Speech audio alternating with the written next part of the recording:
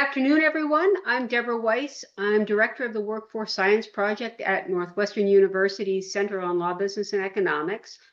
We have a very exciting webinar today. Thank you for joining us. Our timely topic is Beyond Engagement, How HR Can Drive Real Business Impact. We have our wonderful moderator, Richard Rosenow, a key thought leader in people analytics. He's now VP of People Analytics Strategy at Ikona Analytics. We'd like you to be part of the conversation, so drop your questions in chat anytime and share your LinkedIn profiles with fellow attendees if you want to network. And then I'm going to turn it over to Richard to let him introduce our amazing panel. Wonderful. Thank you so much, Deborah, and thank you to the Northwestern Workforce Science Project for hosting this incredible conversation. So like Deborah said, I'm Richard. I spend my time over at Ikona now. I'm the Chief Product Officer over there. And because of that unique role, I actually get some interesting conversations across the space about what's going on across people analytics and listening and voice and employees in the workforce. And it's an interesting time. I think everyone right now is dealing with employee voice in a very different way. This isn't a run-of-the-mill, what are the employees saying, same thing as last year. No, things are changing and things are shifting in the market right now. And listening to our employees has always been important, but I think it's more important than ever. I'd say the big thing that we're seeing change, though, and it's a shift across people analytics broadly, is it feels like we're leaving this era of engagement as the end result. We're leaving this era of those kind of middle measures of HR, the kind of, hey, are people happy? Good, they're happy. You've satisfied the requirement. We're heading more into this idea of we are here to drive business value. HR is here to drive business value. And through the lens of HR, we can change the business and we can drive things forward and we can accomplish things. And one of the key parts of doing so is that employee voice and understanding what's going on for employees, both ideas and sentiment, feelings and activities they're doing, any kind of way that we're picking up that information.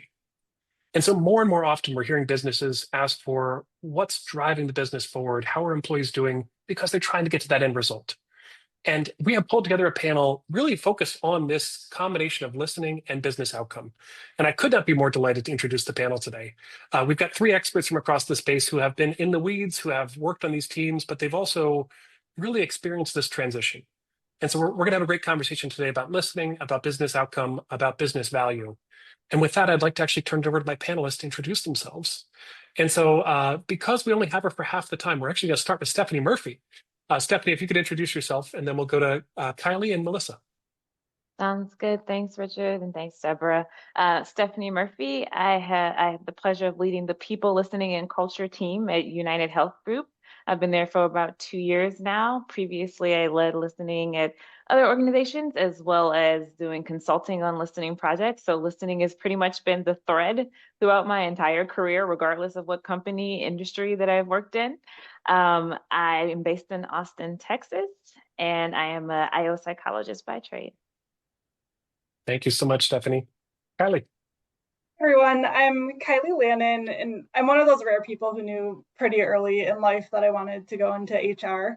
And I've been in HR for 17 years. I've worn lots of different hats, but one thing that's always been true no matter what role I've been in is the importance of listening. And not only that, acting on feedback.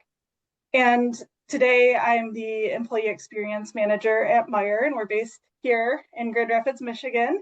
And we are a large retailer with over 500 supercenters, stores, gas stations all across the Midwest. So I'm really excited for today's conversation because EX is just so much more than engagement surveys, to Richard's point. And I look forward to chatting with you all further. That's fantastic. Thanks for joining us, Kylie. And Melissa.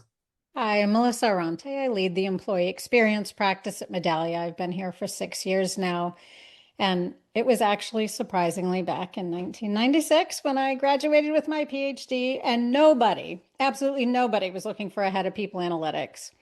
Fortunately, in 2005, Liberty Mutual was, and I joined them then. So I've been doing people analytics for more than 20 years. And what I've been observing most recently is I feel like a divide has been created in our field, that we have people in listening who are very focused on what I'll call HR outcomes, things like engagement as the outcome that they're working on, where I see others for sometimes decades have been working on business outcomes. So I'm really excited to talk about this today and how we advance our entire field to focus on business outcomes. Fantastic. Thank you so much. I am truly delighted and as fascinated as anybody on this call to hear from you all today. So thank you all for being here and spending your time with us. So one of my favorite questions to ask people, because I think people in people analytics are very humble and they won't lead with this, but I would love to hear a brag moment. I'd love to hear something from your career about when employee listening made a difference. Let's hear about one of those, a positive war story. We share a lot of our tough war stories with each other, but it'd be great to hear a positive one. And for this one, why don't we, Kylie, if you wouldn't mind starting us off there, I would love to hear from you. Sure. So before I get into like the brag moment piece, I just want everybody to Oh, take a please. moment, put your retail hat on, think about a time you were a customer and you went to a store looking for a product you saw on a website. And you got to the store, you couldn't find it. Meanwhile, the employee who should be stocking the shelf is off fixing another issue. And those two experiences, they're not just happening in parallel, those are connected to each other.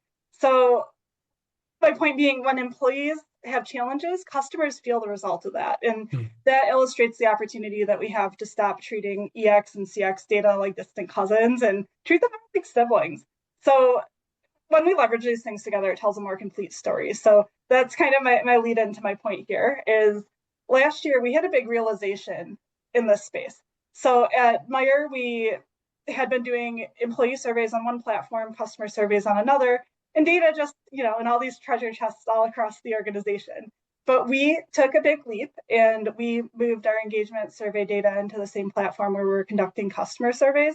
And this was more than convenient for our leaders. It sent a clear message across the organization that employee voices and customer voices both matter when you're making those big strategic business decisions. And in my industry specifically, it's so important when you think about that experience as a customer.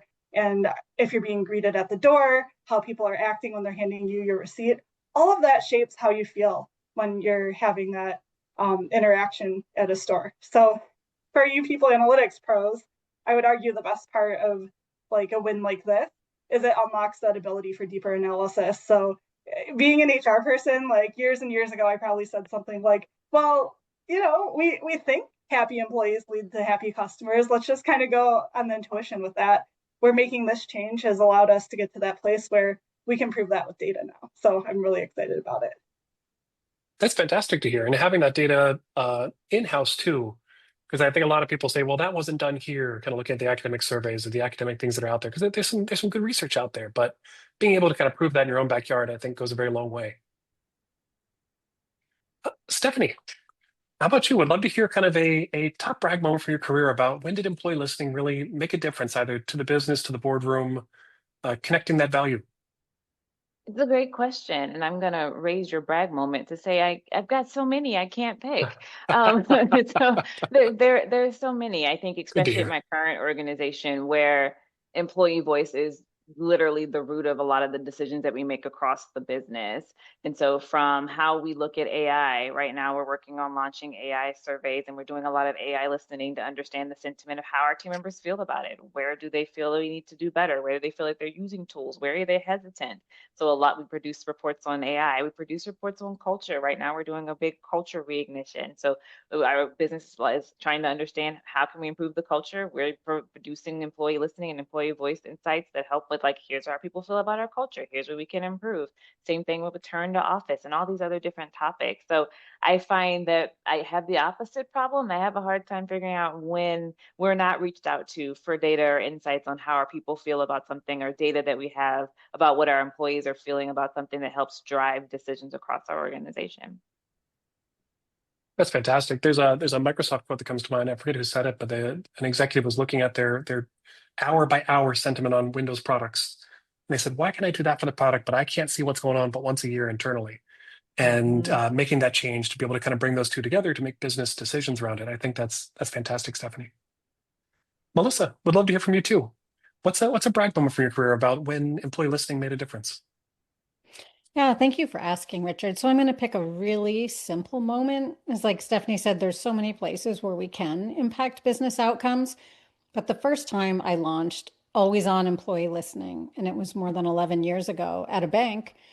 And the first data that came into us was in text analytics. And we found that employees were talking about music. And primarily, this is a retail bank. And so these are bankers and tellers in branch locations commenting. Why on earth are they talking about music. I came from insurance and we never talked about music and insurance. So why are they talking about it in banking? I brought it to the senior leadership team and they said, of course, we know all about this. As a cost-cutting measure, we removed music from the branches. Employees are unhappy about that, so they're complaining. And I said, but did you see why they're complaining? They're complaining because they say that the customers feel their conversations are no longer private because they believe that other customers can hear them because the branch is silent. So it took us 3 weeks to bring music back to the branches, but it had a significant impact on both employee experience and customer experience. And I think actually the most important thing about that was our leaders realized they didn't know what they didn't know. They thought they knew what was happening with music, such a simple topic, right? But employees had something that was so much more important to say. And getting that finding early on, sharing it and taking action on it is what really launched our always on listening from employees. That's awesome. Melissa, that feels like a Disney movie, kind of bringing music back to the workplace. We did it. And it's like, but it's a fantastic one. And just that experience of being there all day, every day. I'm sure grocery store is very similar, kind of the presence you have and the interactions you have and that shaping of that environment. We're human at the end of the day, and music makes a big difference there. So no, I love that story, Melissa. Thank you. So I think coming to one of the questions we kicked off with was this moment in time where listening is changing. Something's happening here. And Stephanie, it's funny, I was reacting to you said AI listening. It's a funny phrase too, kind of like, is the AI listening to us? Are we listening to employees about AI? Where does that fall? And just a lot of questions being asked right now about this shift in how we engage and how we sense make and how we talk to our employees. So I would love to talk to the three of you about that in terms of seeing that evolution and seeing that change happen. And Kylie, if you don't mind, why don't we come back to you to hear about, could you talk about how listening has shifted across your career? Yeah. So if we go way back early in my career, it was all about sending an annual engagement survey, just hoping that the results trended upward the following year. And then came along all those free digital tools. So all these different departments started launching surveys. And it was when like the department themselves wanted the feedback, but not necessarily when the employees had feedback that they wanted to share. So then that led us to that path where the approach wasn't working. So I think often it was something my dad used to say when I was a kid and I had like things I wasn't expressing to him and I'd get frustrated. He'd say, I'm not a mind reader, Kylie. And leaders, they're not mind readers either. So that led us to where we've been recently with this big push towards continuous listening, where we can get that feedback in the moment through pulse surveys, open feedback channels, real-time analytics. And all of that gives our employees the opportunity to have voice at the time when they have something to share, but also the opportunity for leaders to respond accordingly. So in my area, we've done some work with anytime feedback surveys, which has been fascinating to be able to see this feedback coming in, leaders be able to act on it, and it saves us from having those engagement surveys with the really generic comments of people saying things like, we need more communication. When you have it in that moment, we found they're giving you that specific actionable feedback, and it's not building up over time. So I honestly think my dad would have loved to have an anytime feedback channel when he had 3 teenagers all at once. But that really brings us to this moment where we are now with AI. And I think we're all asking a lot of questions in this space. And with this continuous data collection, we've got a whole lot of information to weed through. And one thing that I'm looking to partner broadly with everyone here on is like, how do we manage through this? How do we use these AI tools in a way that's going to help us interpret this large volume of data and make sure that we're not missing out on some of the key things that may be hiding a little deeper in there? So I'm just really excited to see how this evolves in the coming years. Yeah, Kylie, that's a great piece of wisdom. What I wrote down was when you want to listen is different from when they want to share. Mm-hmm. And that is such a strong argument against once a year surveys that I don't think is loud enough when people are kind of making the argument and the shift to change to that always on model is the employees will share when they want to share, not when you want them to. And that's brilliant. So thank you for sharing. Why don't we jump over to Melissa? I think kind of from that 1996 till today, a couple of things have changed in listening. It'd be great to hear your perspective on what's been shifting, what's been changing. Yeah, I'll share two. One, my personal perspective and what I see broadly. So my personal perspective, the best and worst moment in my career was when I joined the bank. And they had told me part of my job as head of people analytics is I'd have the engagement survey. And when I got there, they said, oh, actually, you know what? We hired someone to handle the engagement survey and he reports into, organizational development. So you don't have it. Devastating. Right? At first, I thought it was devastating. It was the best moment in my career. It was so freeing. Once I actually didn't have that anymore to rely on for all the different things I had used for it before for the past 10, 15 years, it was really freeing. And I would work with the business directly. That's where we first created Always On Listening, starting in the retail branches and eventually expand to every business unit in the company. And I was able to really focus on what does the business need? Where do they need insight from employees? And as Kylie said, when employees want to tell us, as opposed to the annual or quarterly or monthly cycle that we would often do. Incredibly freeing. What I observe working with prospects and customers is, again, there's a divide. We have these companies who are still so focused on the annual engagement survey and put more and more resources into reporting and deeper dives and action planning. And then I see other organizations like at Stephanie and Kylie's organization where they're doing so much more. It's not that there's no engagement survey, but engagement survey has its place. And there's other listening mechanisms to hear at other times and to hear in other ways and to bring in signals, right? Other data that can help us understand without surveys. So I'm really excited with this conversation about helping to bridge that divide from so much focus on engagement to broadening our focus on listening. Also, that's a great point. I think the evolution of the space from being a survey team to a signal team.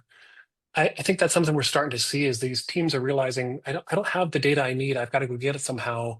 And the survey is a good mechanism to go get it. But that broad space of how are we capturing signals from the workforce is a little bit of a different mindset shift that I think has been happening. And it's good to see that happening too. Stephanie, how about you? What have you seen changing? Are you seeing this evolution and this shift? And yeah, what would you like to share here? Oh, back in the day, I could launch a survey and then get the results in 4 weeks, share the results, and then go focus on some cool research projects, go experiment with different things. Gone are the days. And now it is, to Kylie and Melissa's point, it's no longer where it's this one time a year thing. We are listening constantly through so many different mechanisms. I think most companies still have some version of a census survey, but there's all the life cycle surveys, the pulse surveys, the passive listening, crowdsourcing. There's just so much more now that I think that we do that, just to Kylie's point, that allows us to really be able to get insights to people when they need them. I think at UHG that has been huge for us. But we are 400,000 people, and so there's always something happening, always a new topic, always something to go to explore, to understand, and to have that data on a regular basis. Melissa mentioned the always on. We've got always on listening where people scan QR codes or click link and share feedback on a regular basis. I think that two-way conversation happening year long is so vital now, and especially when organizations are so complex and so many things are happening so fast in the industry and society across the world. You really have to have a pulse to the ground on a regular basis. You don't want to share results 4 weeks after something happens and then people are long gone, move past it. So I think the biggest shift has been moving more to those real-time kind of results and real-time insights of what employees are saying. I think the other piece of it is action. And like I said, like I used to be able to just hear the results and move on. I don't think that's acceptable to business leaders anymore. They want something deeper. They're like, okay, well, what do I go do about it? And they want something that's easy to understand, easy to comprehend, where they are doing so much so fast. Like you can't just share, here's your giant Excel file of all your data. They want, like, what are the 1 to 2 things that I need to go focus on? What do I need to go do? And so I think a big shift I've seen over the years has been getting to not just sharing the results, but helping with the action, helping with the insights, helping with the next steps. That wasn't something I felt like I did a lot in the past. And so now I feel like we do a lot more of that, like not just sharing numbers, but really the insights, the actions, and like helping with the next phase of what to do with the data in the business. And then the last one I'll say is gone are the days of poor interns having to read thousands and thousands of comments in order for us to get qualitative insights. So I feel like now we've got a lot of technology, AI advancements where we can get a lot of that data a lot faster. Doesn't replace it. I know my team, we still read a lot of the comments just to make sure we understand and the AI is not hallucinating, but we now collect a lot of our survey data. We've added tons more open-ended comments, tons more kind of qualitative insights. Our lovely vendor Medallia has a lot of AI capabilities that allow us to process a lot of things really fast. So it's been really great to be able to use technology to really to help support a lot of the qualitative insights now. Stephanie, that's a great point.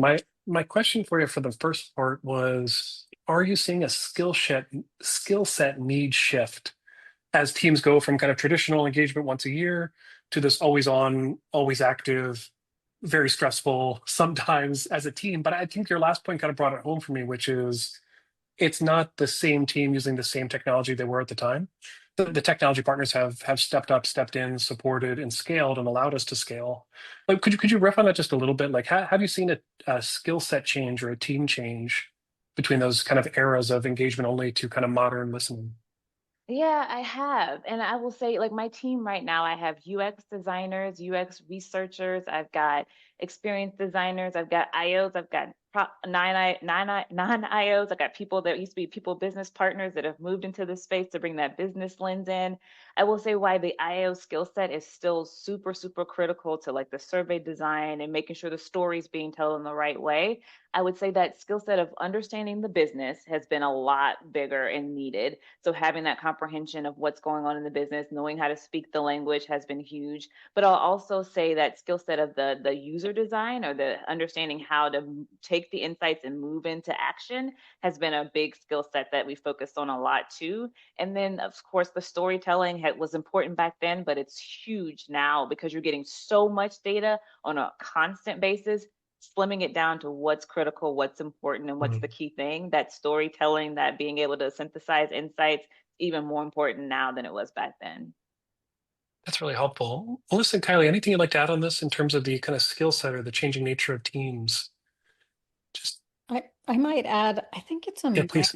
mindset change rather than skill set. It's applying the same Yeah. skills, right? And you mentioned, Richard, it's stressful having the data coming in always on. I think it actually removes the stress, right? We used Yeah. to find out a finding and have to wait a year later to see what it really meant. Now we can find out the next day. So I think it's a mindset change. Same skills apply. I think I that's well really, said. I really like that thinking, Melissa. And just one thought to add is when it comes to having these new ways of gathering that data and having to manage through it, it's important to look at how your org structures are set up. So, and whether it's the actual org structures themselves or just how you're partnering within the business, you can adjust the ways you're working to maximize the impact. And one way that we do that is, like, I'm in the HR space personally, and we have people who manage our customer data, but we have governance in place. We collaborate on a regular basis. We compare notes and share what's going on to make sure that it all fits together to tell a bigger story. And I think there's a lot of different ways you can bring that to life, depending on how your business operates. But there's a lot of beauty in being able to just like break down some of those silos and interact with people cross-functionally to really get to that ability to tell the story. That's fantastic. Very well said. So maybe note for the webinar attendees, please keep the questions coming. So I see questions coming in through chat, through the Q&A. I'm collecting those. We'll make sure we reserve some time at the end. We'll have some time for open Q&A too, but don't feel like they're falling on deaf ears. I'm capturing them as we go here. So thank you for those, and please keep those questions coming. We'll say though, I think this push towards business outcome oriented, and we want to connect listening to business, that push has been there for a long time, but there are some barriers. It is a little tough sometimes. And it's if it wasn't tough, it'd be easy and everyone would be doing it. But there's some things we can get over, and there's some things we need to work through as teams. And I know some advice we could share for people that are on the call, having done this in seat for the three of you. So maybe, Melissa, could we kick off there? Could you talk about some of the obstacles you see to connecting these two things? Like what's stopping teams from reaching that vision? Yeah, having been in people analytics for decades and only being in customer research for 3 years before I joined Medallia, What I saw is when I was in people analytics, we seemed so focused on what was happening within HR. Everything had to go through business, business partners. We were very focused on HR outcomes, and to actually work with the business separately and get to business outcomes was somewhat unique and felt like I was stepping out of what my role was supposed to be. When I moved to customer research, everything was directly with the business. Every business leader, every product owner, every channel owner wanted to talk to customer research about what we were doing and how that impacted business outcomes, sales, cross-sell, et cetera. And I think we have the opportunity to do that in HR now, in people analytics. We can reach out to any employee and talk to them anytime. We don't have to have an HR business partner with us. And we started doing that back when I was at Liberty Mutual a long time ago. As introverts, we hated doing it, but I challenged everyone on my team, right? Every quarter, we had to reach out to 3 people, whether they're an I employee, love that. manager, or leader, and just have a meeting with them and talk with them about what was happening in the business, what were their issues. We could learn so much from even any employee about what was happening and what their ideas were about what was happening. That's a great piece of advice to pass on. Maybe, Stephanie, could you tell us a little about what are some of the obstacles you run into? Yeah, I love that, Melissa. I was telling someone the other day, I was like, sometimes all it takes is sitting in some of the business staff meetings and just listening. I try as much as I can to just go sit in the staff meetings and just hear their conversations and what's top of mind to them, and then designing reports and catering our insights to fit what they're talking about versus trying for us to understand without that context. But I'll say that, like, especially for us, the complexity lies in the differences within the business. We have Optum, which is more of our clinics. We have Optum RX, which is pharmacy. Then we have Optum Health, which is clinics. Then we have Optum Insights. We have Optum Tech. Then we have UHC, which is what most people know us for, which is our insurance. So you've got everything from the tech industry to doctors and physicians and nurses all within our one umbrella. Complexity is probably our middle name. I mean, it's just understanding the different needs of all those different people and all those different businesses, I think is the hard part, and really figuring out how do you create solutions that meet the needs of all those different groups. Yeah, quite a few. Listening to quite a few companies over there. Maybe not one company. Yeah, if anybody has the answer, please let me know. Yeah. Hop in the Q&A with some answers too. Feel free. Question and answer. And I apologize. I've got to leave a little early, but it's been great chatting with everyone. You'll be missed. Thank you, Stephanie. Thanks. Let's pass things over to Kylie. Kylie, what obstacles have you run into? Have you seen? Are there some advice you could pass on to the team here? Yeah, there's really 3 that come to mind, and some of this plays off of a little bit about what Melissa and Stephanie hinted at. So the first one is when you have HR and you have business leaders in the same room, sometimes it feels like we're speaking different languages. In HR, we like to talk about engagement, morale, turnover, things like that. And executives are focused on ROI and revenues and costs. And it's important for us to translate our people metrics into terms that make sense for our business leaders. So speak their dialect, show how engagement relates to productivity, show how retention saves cost, and show how morale impacts that customer experience. And really, many of you on the call are the people who are uniquely positioned in the organization to bring that to life and take HR from, sometimes we get that reputation of being feelings focused, and show that we can drive those business outcomes. Another thing that we encounter are data silos. So things can live in their own systems, and sometimes when you're trying to pull things from different systems, it feels like you're putting a puzzle together. Maybe there's some missing pieces. Maybe you've got a picture, but it's still a little bit blurry. So one thing that I always encourage is to bring things into focus. Start by taking a step back. Ask yourself some key questions like, what data do we currently have across the business to help tell the story we're trying to tell? What is it that we're really trying to answer for our organization? And then where's the gap? What do you still need to enable this ability to tell the full story? So when you can get that picture defined, then you're positioned in a place to help solve those data silos and maybe build your case for investing in new tools that can help get you there. And then the last quick comment I'll add is just the speed of change. So priorities are constantly shifting, org charts are constantly reshuffling, employee expectations move fast. Like sometimes I say they move faster than we can swap out our Halloween costumes for our holiday decorations in the seasonal section of the store. It moves very quickly. And in that environment, like static reports don't work, like they're irrelevant. So I think that's why continuous listening becomes so important, because you can keep your insights fresh and actionable. And all in all, with all these things we've covered between Stephanie and Melissa, like if you can tackle these obstacles, you're going to be able to get to that place where you can start leveraging HR to be a strategic driver for your business. I think that's fantastic. And Kylie, the dialect is a funny phrase around that too, because it's true. We kind of have our HR dialect sometimes, and the finance team has theirs, and the business or CX, everyone's got their own kind of piece there, but we've got to speak those common pieces. And the more we can lean in, the easier the stories can be told. I know a recommendation we've heard a couple times is go read the public documents. If you're a publicly traded company, there's a lot of financial statements out there. Sit down, get a glass of wine maybe, but read through them. Because it's important to know kind of how your business makes money, and be able to trace that back to the business, to the HR side is critical here. And maybe on that too, are there other ways? How we've heard about a couple of these, but how else do you know what the business cares about? Are there other tips or techniques when you need to find out, like, what's our strategic mission? What's our next step here? Could you walk us through a little bit about how you explore that within a company? Yeah, I love that you mentioned that, Richard. So years ago, it was actually back in 2010, I wanted to have more adoption of our people analytics reporting, right? Because it was so new, people didn't even know this existed. So I went to an area where reporting was accepted, and that was customer research. And once I started talking to them, I couldn't believe the data they had access Mm, to that I didn't have access to. And they were willing to share it. People can be a little bit more restrictive now, but back then he shared all the customer feedback. He shared data tied to it, products, size of share of wallet. It was amazing what we were mm, able to connect our data to back then. Over time, I worked with more people in customer experience, and then eventually went into that role myself to even improve the data so that we could connect better.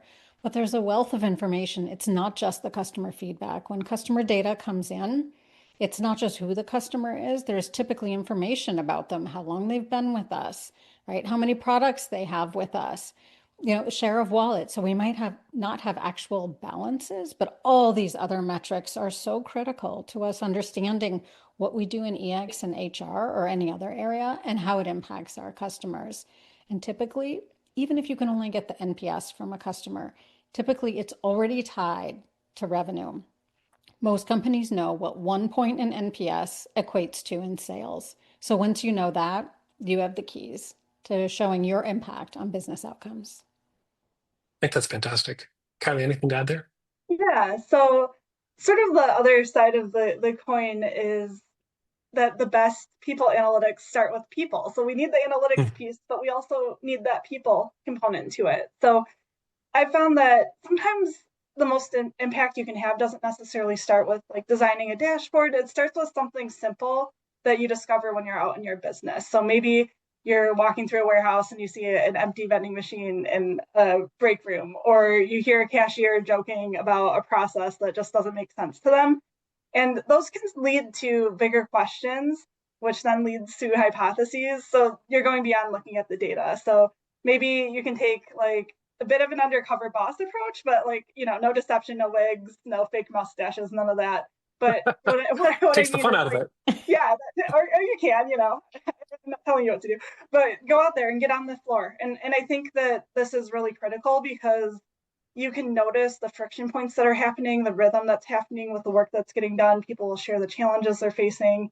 And like my favorite part is you can discover really creative things that are happening locally that are worth being celebrated, or perhaps scaled more broadly across the business. And like some of the things I like to do are spending time like either with HR generalists, but to Melissa's earlier point, like you also want to make sure you're touching the people that are working out in the business as well. So whether that's joining a shift, or like our team likes to bag groceries during the holidays, so we get that like hands-on experience with the people who are doing the work day to day.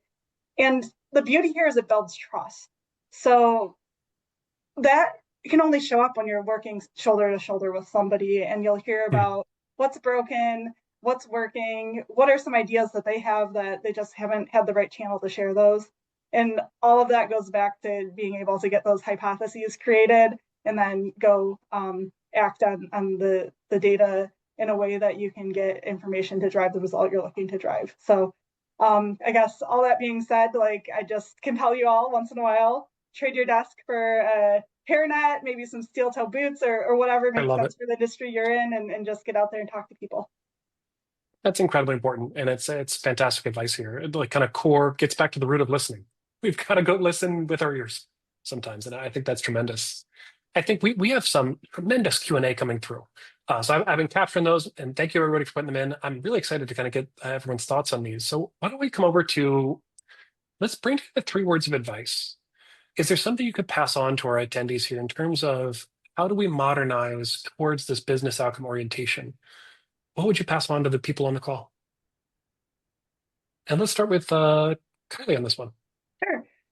So yes, my words of advice are, you may have heard this before, but like the best time to plant a tree was 20 years ago, and the second best time is now. So we've talked about a lot of different things you could be doing. And I mean, I'll admit, I'm even feeling a little bit overwhelmed with all the possibilities for where you can go with listening. And like you might be thinking to yourself, my company isn't doing this stuff today. And I just want to assure you that that's perfectly fine. Like listening strategies take time to build, and there's no time like the present to get started on doing this. So I'd recommend, if you feel like you need a place to start, think about how you can take the feedback that you're already gathering and how you can translate that into action. And from there, you can start building out the different channels that you may need in order to bring a broader strategy to life. And that can help your organization grow. And to stick with the tree metaphor, you can get stronger roots for the future. Plant your tree now. That might be 4 words there, but it's Yeah. I think it's great advice. Melissa, how about you? Well, I don't know if it's 3 words, but it's Ah, getting outside of HR. I mean, having spent my yeah. entire career and my education in HR, every time I step out and talk to anyone anywhere else in the business, I learn something. When we're in HR or any function, I'm sure, you kind of develop a way of thinking about things and theories about things, just stepping out. And even the easiest group to talk to, I'll keep saying, is customer experience or customer research. They're so much like us. They're studying people just as customers instead of as employees. They use the same exact tools that we use. They were trained very similarly. It's such an easy access point. But if it's not there, as Kylie said, you could go to locations. And if you're near locations, I used to go to insurance offices, I used to go to branches on a regular basis. And outside of HR, we were actually assigned branches to go to on a regular basis. But we could also set meetings on an employee's calendar where I have access to all data. I know this is way more than 3 words, but it was so crucial. I would just put a meeting on an employee's calendar. And do you know that 99% of employees just accepted my meeting? It would talk well beyond the 30 minutes that I allocated to tell me about what issues they were facing in their job. They were thrilled that someone in HR wanted to hear from them of the issues they were facing. It gave me so many insights in the type of data to bring in and the type of hypotheses to test that I never, ever would have known. And it was simply having a meeting. And I had all the access to the data. I knew all employees, right, in my data. I didn't talk to low performers. I talked to average and high performers, and it was always a wealth of information. That's great advice, and it's a good reminder that if given the time, the opportunity, and the space, employees do want to improve. They not just personally, they want the company to improve. That's why they're there. They're Yeah. giving back. They're helping. They're trying to create the right scenarios. People want to perform. I believe that truly. Kind of maybe that's a little theory X, theory Y. There's something there, but I think it's a good reminder that putting the time on and just sitting down for that interview can go a very long way. So Melissa and Kylie, thank you so much for the kind of more formal part of the conversation. We have some fantastic questions that came through. So I'd love to kind of transition over to some of our Q&A from the audience here. And audience members, please keep putting more questions in. We'll get the ones we can. If we can't get to them, I'm sure our attendees would love to write back to you, or we will try to condense some of them where we can too. But this one I think was really pertinent because we're hearing a lot more about frontline workforce. And Ashley asked a question, Ashley Smith, how did you implement anytime feedback with the hourly workforce? We were hoping to make that switch, but working in manufacturing time off the floor to answer surveys is a struggle. And I think, Kylie, there's a great one for you to start with. And Melissa, feel free to jump in. And then I'll do my best Stephanie impression. I'll try to jump in where I can too. Love this question. And I'll admit, it's not easy. It's hard to get people off the floor to do surveys, and much easier said than done. But a good starting point is to try to find ways to embed it in places where they're naturally going. So whether that's putting up posters with QR codes in the break room, or having things easily accessible to people. So when they have something to share, they can get to it in the moment when they have that feedback to share. And I think there's a cultural element to it too. So like leaders should encourage and welcome that feedback and let people know that if they're taking the time to give feedback, like if they're an hourly workforce, that they should be doing it on the clock because it's work related, and just making people feel welcome. And then if you can get the survey up and running and get some of those responses, the other side that's also important is making sure it's clear for leaders for how they respond to it, how they go back to the employees to share the information that they've received and how they're going to act on it, and just foster that open communication. And it takes some time and effort, but if you've got that executive support to bring these things to life, and they're like pounding their drums and making sure that everybody knows this is coming, why it's coming, and how we'll be using the data, that goes a long way in making sure that these programs can come to life and be successful. Yeah, I love that, Kylie. And I would say it's about redefining what we think a survey means. Like, do we need to ask them 40 questions or 30 questions or 60 questions, or can we just ask them one question? Just tell us what's getting in your way. Maybe a second question, or what are your ideas for solving for it? And putting it, as Kylie said, in places they're already working. Can it be in their clock in, clock out system? Can it be on the iPad they use or their point of sale system? Like, where are there places employees are already digitally interacting with us where they can be interacting with a customer, click a button, take 30 seconds to tell us this was hard or I need this help. It can be in manufacturing and warehousing, even in union environments, to just take mere seconds to answer. And do we need the responses to the 30, 40 item surveys? Maybe, and you can do that separately, but I would argue the best insight is coming from employees just telling us when they need to in just a matter of seconds. Yeah, I think that's a great point, Melissa. And I would even, actually, to your question here, I think the connection to business outcomes drives the flywheel to get participation up. And what I mean by that is sometimes the survey is not worth it. It actually might not be valued at the spot where it's valued above the kind of cost on time floor. Like there's a calculation there that you should do, which is how many seconds does this take? How much are we paying per second on average? And what's the total cost of the survey? And if you can't make that ROI conversation, that survey might not be worth it yet. So you got to either bring down the question count, or by making that connection with the business outcome, you can actually make the argument to say, we actually need to take 30 minutes off the floor. This is worth it. This is valuable to us. And here's why it's valuable. And this is the response we get. And this is the changes we can make if we can get this time. So I think this conversation about business outcomes actually ties really nicely back to that. How do I get people interested in taking the survey? You've got to make sure it's valuable. And so I think there's some good pieces there. And maybe there's an HR tech feature we could throw in there at some point to cost per survey, cost per second. I don't know. There's something there, Melissa. We'll circle back on that one. But okay, so we have another question from Krishnan. He said, how are you leveraging AI or predictive models to identify pain points in the employee lifecycle before they surface in surveys? I'll start, and then Kylie, I hope Please. you'll add on. Right. So of course I'm going to go to the customer side because customers report employee experience issues every day, every minute. When a customer says something like the line was too long, no employee wanted the line to be too long. What's getting in the way of the employees being able to get through the line faster?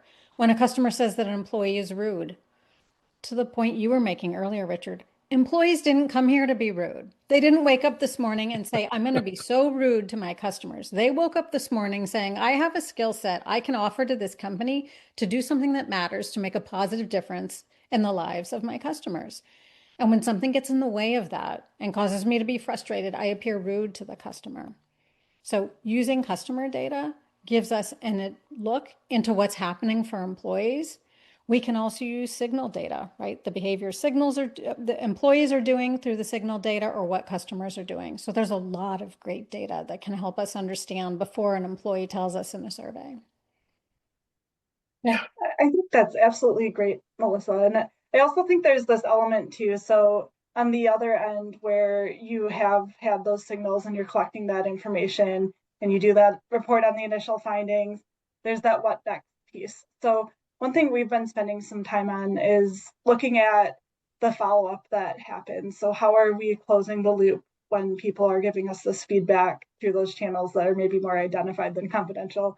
And then what are the other levers we're pulling to enable that feedback to happen. So listening is so much more than surveys. Like Yeah. it could be roundtables, focus groups, one-on-one interviews, all kinds of different touch points. And I think it's important to just keep that in mind, that surveys are really like core component of this type of work, but there's a lot of other levers you can pull to bring this to life. Yeah, Kylie, I would build on that too. Something I work on a lot at Ikona is around this idea of sensors and how are we setting up the right sensors across our organization? And that's not, well, it's not necessarily predictive or AI based. It's, are we actually capturing data points on things that matter in the right sequence and in the right setup to be able to identify those pain points? And I'd say in HR, one of the things that differentiates us from the other functions is we're one of the least encoded functions. What I mean by that is a lot of our processes don't have technology wrapped around them yet. And if your process doesn't have tech wrapped around it, if it's not encoded in tech, you actually don't have a good way to get a sensor data back out. And so sometimes we're identifying the process, putting tech around it, building the sensor, and then suddenly you start getting the data you need to be able to identify those pain points. So a lot of that work has to happen. But taking this mindset of the survey is not my only signal, I can build signals across a lot of different things across this process. Where do I need to get signal to make the process better? I think really can change that. And then predictive and AI, incredible stuff going on there, but a lot of times it's descriptive. Descriptive stats goes really far. I just want to add for a second there, Richard, when you bring Yeah. that up, is there's some potentially unique areas that do have technology encoded around it that we don't. Like, for example, the contact center. There's so much rich data in the contact center from both employees and customers, but too often it's just thought about a customer signal. What's the problem the customer's having? Well, customers only call into the contact center typically because they have a problem. Well, where is the problem coming from? And what is the employee saying? There's two people on that call. Are they saying, Kylie, it's so great to talk to you today. I'm so glad I could help you. Or are they saying, sorry, I can't help you. That's out of policy. We don't do that. Or my favorite in banking is you're going to have to go to the branch to do it. And when you go to the branch, they tell you you're going to have to call a contact center. Right? There's some really great insight with tons of analysis and a lot of technology already encoded on it. But so often they're focused on the customer when we can hear what the employee is saying and where the employee experience issue is there. Yeah, I think that's fantastic. There's I'm looking through the questions here, and there's a bit of a theme coming through. Just for sake of time, I'm going to put a couple of these into a theme around switching to continuous listening and what that means from administrative, or there's some worries about that, or some nervousness around switching to that. And both of you have gone through this kind of transition from kind of traditional once a year listening programs to continuous always on. Could you demystify that a little bit in terms of making it a little more practical, a little more basic? What's actually required to make that shift happen and to make it happen effectively without overloading somebody? I don't know who wants to take the first swing at that, but Kylie, you seem to be nodding happily. So let's throw that to Kylie. I love that this theme is coming out, and the fact that like a lot of organizations are in similar boats trying to maximize like their approaches. So if you're in that state where you're just still doing that annual engagement survey, that's okay. Like it's not an either or. It's not like you have to switch that off. I think it can be a both and, where you continue to do the things that you have been doing if they're still serving your business well, and then introducing other opportunities. And like the one word that I'll say that can be a big unlock when it comes to introducing continuous listening programs is pilot. So I think if you say, hey, we want to try this out, let's try it with a small group, or let's try it in this one location, or whatever that may be, like that is where you can really start. And that way your organization will see it as maybe lower risk, or see the opportunity to perhaps like give it a go, see what happens, and then decide if this is going to add value. And if you can prove that ROI, like we were talking about earlier, and speaking the language of your executive leaders, then that you might be able to build the buy-in to escalate some of those programs. Like a couple examples of things that you could do to start when it comes to continuous listening is just having certain survey channels that are on an ongoing basis. So a survey that doesn't have a clear like end date, like sometimes with engagement survey windows, it's like 2 weeks and it's from this date to this date. Have a survey that's open longer. But if you do take that type of approach, you may want to consider like, what is it tied to? So like, what's it doing sitting out there? How do we make it something that people are going to feel compelled to go leverage? So those are some initial thoughts that come to mind. But Melissa, I'm sure you have some wisdom in this space too.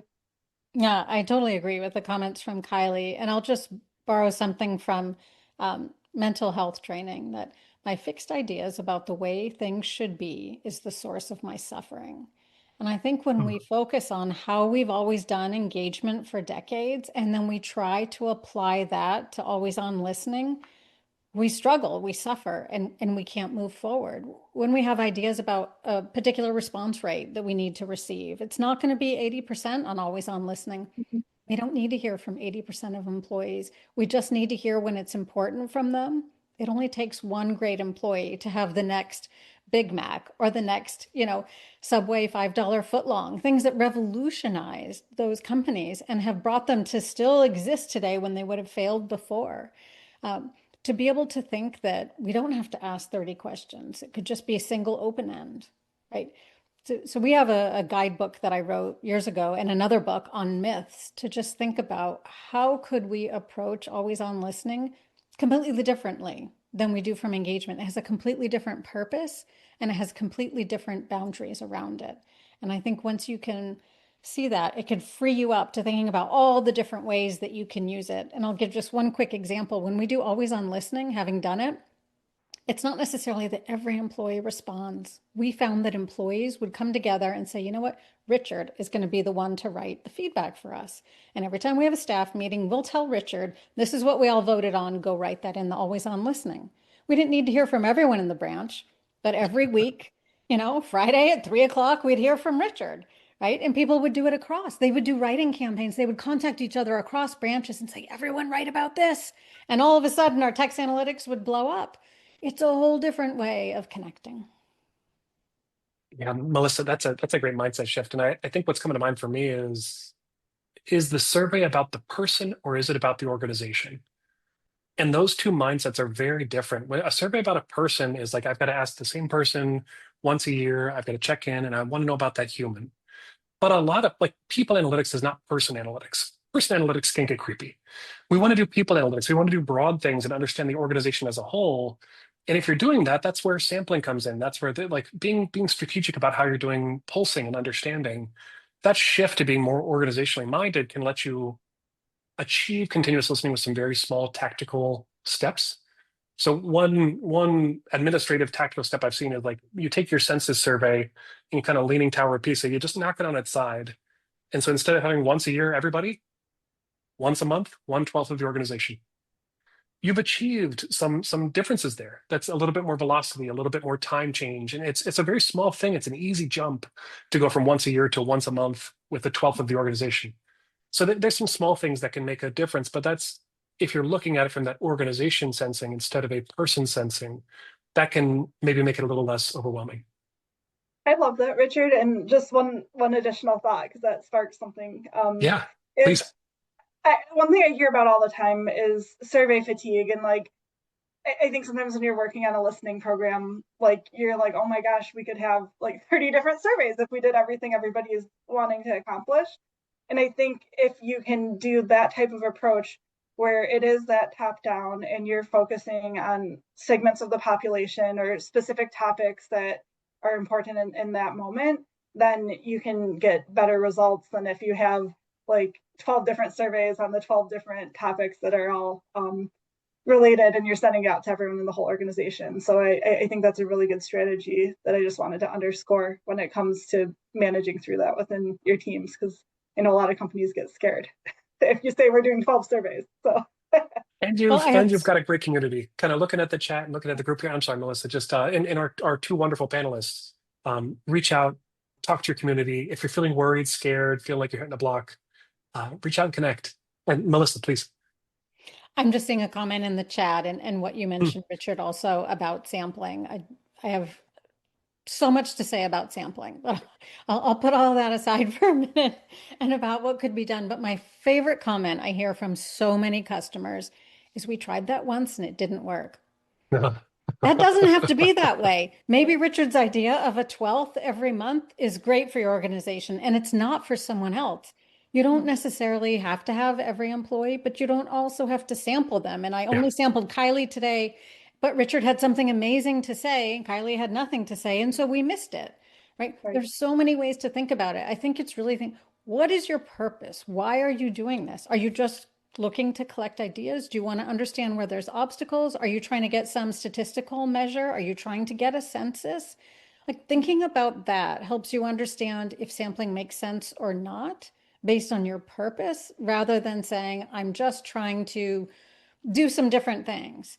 What is your purpose? And align your surveying with that.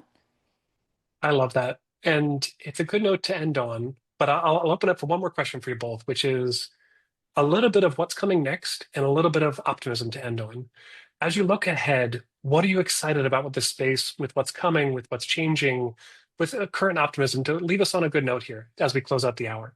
And why don't we jump to Kylie first?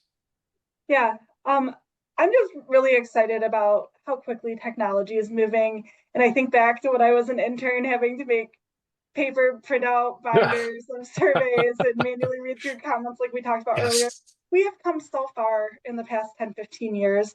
And I'm just excited to see the trajectory that we're on and where this can take us to really get to those root causes, deep level insights, and hopefully do what we can to align what our employees need with the direction our businesses are running. It's a good reminder to look back and see how far we've come. Love that, Kelly. Melissa. I would also say, let's look back how it was and no, it doesn't have to be that way anymore. Like decades ago, the reason that we collected, the entire organization and held it frozen a period of time, because that's the best we could do. We didn't have the technology we have today. The reason it took us months to get the results out is we didn't have the technology. The reason why managers couldn't see what employees are saying today is we didn't have the technology. I can go on and on and on. The way that engagement surveys are often run was based on historic technological limitations that we no longer have. Imagine that you started today, you never heard of an engagement survey before in your life. And given the technology you have today, how would you listen to your employees? I bet none of us would say, let's do a survey once a year, freeze the org structure, take 3 months to provide results, right? Action planning that we check on a year later. I think we would all say something different. The most impactful moment of my life, as I said earlier, was when I didn't get the engagement survey. I was freed. It completely changed the trajectory of my career and the way I perceive employee listening and people analytics. I hope more people can take that freedom and not stay tied to the engagement survey. You can still do it, but you can do a million other things. Well said.